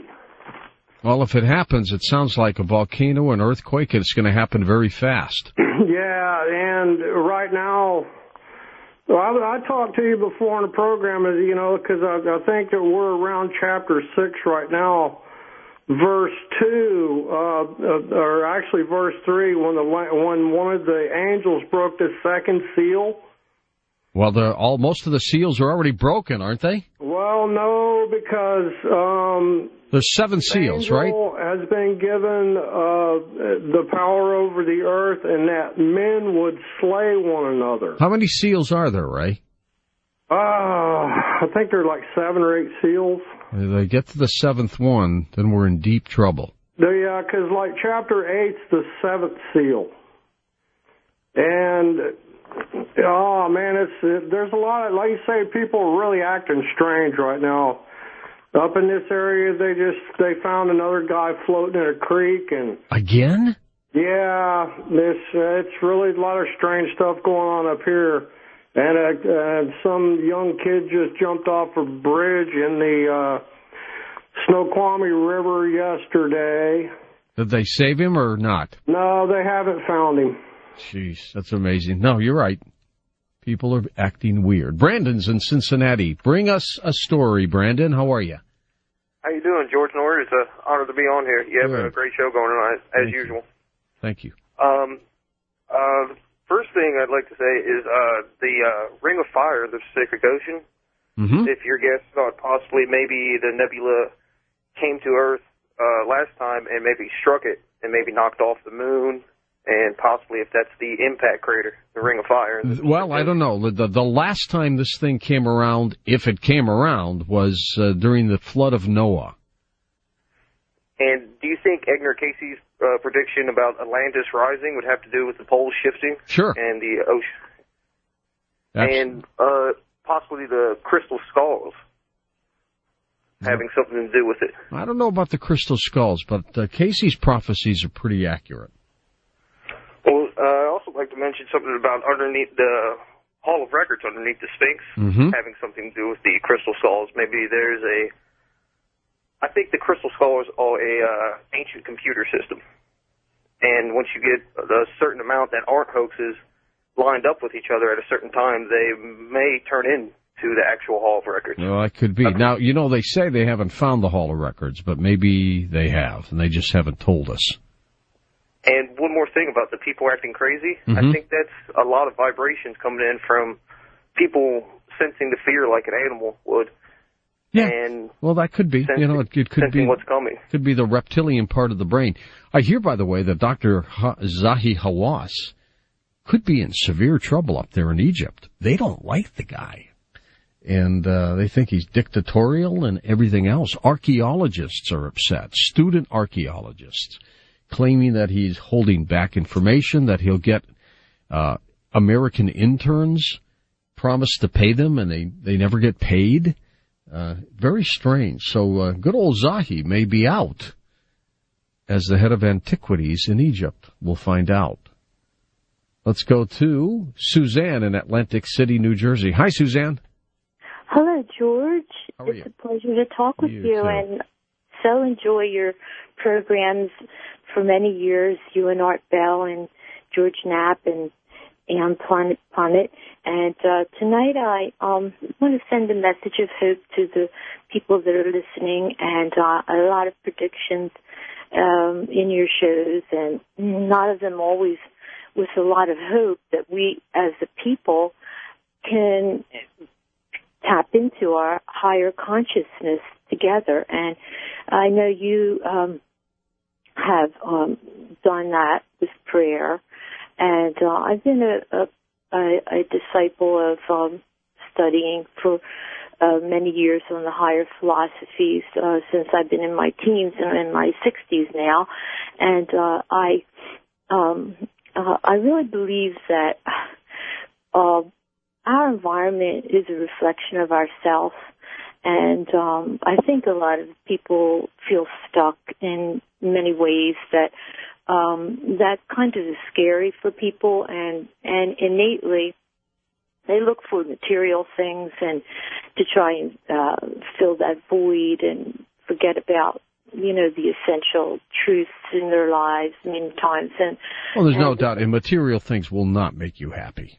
No, and I think Believe that me. a lot of the reflections that we see in our environment are reflections of our own fears. So I'm a dealer in the casino. I've been a dealer for 30 years, and I find this as a great opportunity for me to really polish my life, to really connect with people on a fundamental level, that we all have these 10 worlds, or we all have many worlds within us, and it's the one that we attach ourselves to that really we reflect and comes back to us too, over and over. And I've been practicing Nam-myoho Renge Kyo, and this is the pure consciousness that we have within our life. And when we unlock it by saying those words of Nam-myoho Renge Kyo, even one time in our life is so profound that we can alter and we can change poison to medicine and really elevate our life condition to There's no doubt about it. Now explain this to me, Suzanne. Why is it that when someone has a 20, the dealer always pulls a 21? Well, you know what? People always How does say, that happen? You know what I think? It's I think that as much as the dealers, and we always say, well, we can't make money if you don't make money, right? That's true. And we really, really do know that, because an unhappy player isn't going to choke us, and that's what we live on. So, but I feel that it's almost like a double-edged sword, because we have this opportunity to have a job. So it's almost like our unconscious is tied to that loyalty of the job. Have you found that negative people who sit down to play with you generally will not win? Oh, yes. I mean, time and time again. If they come in and they're having fun, they may win more. Mm-hmm. Definitely. You know, I don't know how it works, but it does. Xavier in Chicago, Illinois. Hi, Xavier. How are you, sir? Good, thank you. Just wanted to share with you, I work as a investigator for the state of Illinois, and I've, in the last 8 years, I've applied the same type of skills that garner me a job into the examination of the Bible. I've taught myself Hebrew, got thousands and thousands of files, and I've worked laboriously to cross-reference them with Mayan and stone and Egyptian calendar technology. And I can tell you that there are an unbelievably large amount of tie-ins that do explain, and I appreciate your positiveness and then saying that you really don't believe that, quote, the end is coming, unquote, but there are so many different ties in that correlate with three cyclical times coming up, being in 2012, 2014, and 2016. Sure. And with the way the world is going, with the uncanny tie to the world government, with our presidents ever since Ronald Reagan transcending both parties, presidents constantly now referencing, since Reagan, the New World Order and a New World Government. I really do believe that there will be a cataclysmic event that will cause the world, by necessity reasons, to all party one together. Is there a timetable for this? Cyclically breaks shown to be converging on 2012, 2014, and 2016. All right, just as we had suspected. Let's take a few more calls, and then the hour is done. Possum Trot, Kentucky. Richard's east of the Rockies. Hey, Richard, good morning. Morning, George. How are you doing, buddy? Okay, thank you. Hey, I was just wondering, I wanted to ask you, get your opinion on something. Okay. You remember when the riots were going on in Egypt, and they had that issue with that green figure, like riding on a horse? Yes. Going through the streets? Yeah, we had that on the Coast to Coast website. Right, yeah, I see. Yeah, that's exactly. That was discussed on a local. Yes, sir. That was discussed on a local radio station around here, and elsewhere. They said that was showed on MSNBC, CBS, all these various stations, and that could not be manipulated. You see what I'm saying? I could not see any Photoshop. I can't believe they're not talking about that more. I mean, that's spooky. What do you think it is? You think it was authentic? I believe it. I believe it was a. I believe it was a. What do you call it? A warning, a sign. Could be. Well, isn't the fourth horseman of the apocalypse? Isn't he the one who brings death and destruction? I'm not for sure, but I think and I should know it. But yeah, I believe so. But you notice how it just faded. Nobody's talking about. I mean, that's pretty. I mean, come on, that's pretty in your face, and they think they're not being manipulated. I mean, all stations, reported on it, and I seen it on yours and on YouTube, and watched it 2 or 3 times, and I was like, wow, man, that's pretty. I'm not sure. I'm not sure Hollywood could do that either. Let's go to Nick in Toronto. Nick, you're up. Hi. Hey, George. Always a pleasure to speak to you, sir. Good. Not too long ago, just recently, I've been having bizarre dreams of just being in the middle of just huge catastrophes and disasters, such as like a tsunami or earthquake or some sort of type of destruction. Are you like a witness, or are you in it? No, I never witnessed any of those things, not in Toronto up here at least. But and also just random, panic attacks or stress attacks, whatever you want to call them, just coming out of nowhere, and just when I feel like I'm about to lose my breath, all of a sudden I recatch it again, and I just settle down, and something weird's going on, but I just can't, seem to figure out what it is. And it's happening pretty darn soon, whatever it is. Yeah, I've always been into, political science, not, paranormal and, psyche type of subjects, but just when it started affecting me, your interest just, increases for sure. Yeah, absolutely. These panic attacks you get, do you get a lot of them? In the last 2 weeks, I could say I've had maybe 3. That's a lot. Yeah, and I have no history of such things. I've never been traumatized, that bad. Do you feel them coming on, or do they just hit you? Really, they just kind of sneak up on you, And how long do they last? I'd say for 2 to 5 minutes. Well, that's not bad. It's a weird feeling, though, isn't it? Yeah, it's funny. Just when you think you're fully gonna go into it, when you can't catch that last breath, you resettle yourself, and then you can find, everything goes back to normal. Then you just question yourself, like, whoa, what was that? Yeah, what was that all about? Does your heart beat faster too? Yeah, I'd say, increased heart rate and, I guess blood pressure, and just finding it hard to get a good air, get a good deep breath in you. Yeah, that's weird. Panic attacks, that's almost worth a full show all by itself. Lots of people have them. Matt is in Tallahassee, first-time caller. Hey, Matt, good morning to you. Hey, George. It's a pleasure to talk with you. I've been listening to you for a while. This is first time calling. I think I have an explanation for what's going on with all the strange behaviors and everything that's going on. Yeah, tell us. Why? Well, Jesus said in the Gospels that in the last days there would be earthquakes in various places, and there would be wars and rumors of wars. But he also said that the love of many will grow cold. I think that's exactly what's going on. And even the Apostle Paul said in 2 Timothy that people would be, in the last days, be arrogant, boastful, proud, abusive. I believe that this is what's going on. I believe the rapture of the church is getting ready to take place. I wouldn't even dare to place a date or a time, because Jesus even said, you will not know the day or the hour. But he says a little parable. He says, just as you see figs growing on a tree, and you know that summer is near, when you see these things, the earthquakes and all that, you will know that my coming is near. I believe that's what's going on, George. You might be right. Now, I don't know about the second coming, but I'll tell you one thing.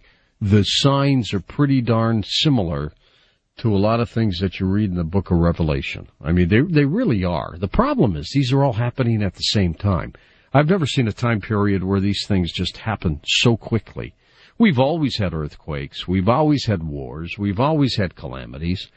But they're all happening right now at the same time. Let's go to Jason in Farmington, Maine. We'll squeeze you in here, Jason. Go ahead. Hi, George. Just calling. I really think that the reason why people are acting so crazy is because of the diet of modern man now. with all the prepackaged, the amount of sugar that people intake, that it's basically destroying people's brains, and their brains aren't working right, and so they can't act properly. Well, I'm sure their eating habits, that surely doesn't help. Yeah, I've been reading a lot. This one book, from infancy, before the baby comes out of the womb, it's such an important time for development, and they're just not getting the nutrients that they need, and that. Well, it could be that we're at the bottom of the hour already. It could be that, but I think there's something stranger going on. I really do, and it's affecting a lot of people. You see it with people driving. You see it at shopping centers. You see it everywhere. People aren't happy, and it's not the economy. It's not that. There's something else. There's something very weird afoot here. For Dan Galante, Tom Danheiser, Lisa Lyon, Lex Lonehood, Sean Ladouceur, Stephanie Smith, Ross Mitchell, George Knapp, Ian Punnett, and Art Bell, I'm George Norrie, somewhere out there on Coast to Coast AM. We'll see you on our next edition. Until then, be safe, everyone.